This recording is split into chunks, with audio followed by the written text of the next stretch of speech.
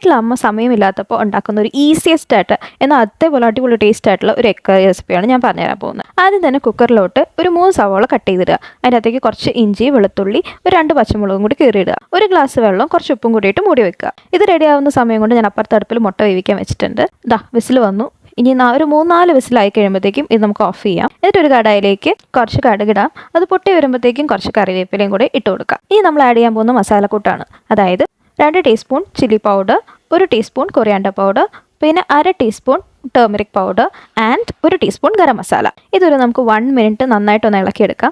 ഏകദേശം എണ്ണയൊക്കെ ഒന്ന് തെളിഞ്ഞു വരുന്നിടം വരെ. ഈ മസാലക്കൂട്ടൊന്ന് നന്നായി മൂത്തതിന് ശേഷം നമുക്ക് കുക്കറിലുള്ള സവോള ഇതിൻ്റെ അകത്തോട്ട് ചേർക്കാവുന്നതാണ്. എന്നിട്ട് വെള്ളം വറ്റണയിടം വരെ ഒന്ന് വെയിറ്റ് ചെയ്യണം കേട്ടോ. ഇടയ്ക്ക് ഒന്ന് ഇളക്കി കൊടുക്കാം. വെള്ളം വറ്റി കഴിയുമ്പോൾ നമ്മൾ തൊണ്ട് കളഞ്ഞു വെച്ച മുട്ടയും കൂടി ഇതിൻ്റെ അകത്തോട്ട് ചേർക്കാം. ഇനി നമ്മൾ ഗ്രേവിക്ക് ആവശ്യത്തിനുള്ള വെള്ളം ചേർക്കാൻ പോവുകയാണ്.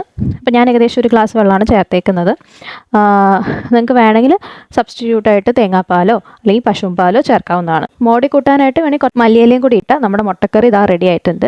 ഈ കറി ഇപ്പോൾ ഈസിയാണ്, സൂപ്പർ ടേസ്റ്റിയാണ്. അപ്പോൾ എന്തായാലും ട്രൈ ചെയ്യണം. എന്നിട്ട് ഫീഡ്ബാക്ക് അറിയിക്കണം കേട്ടോ.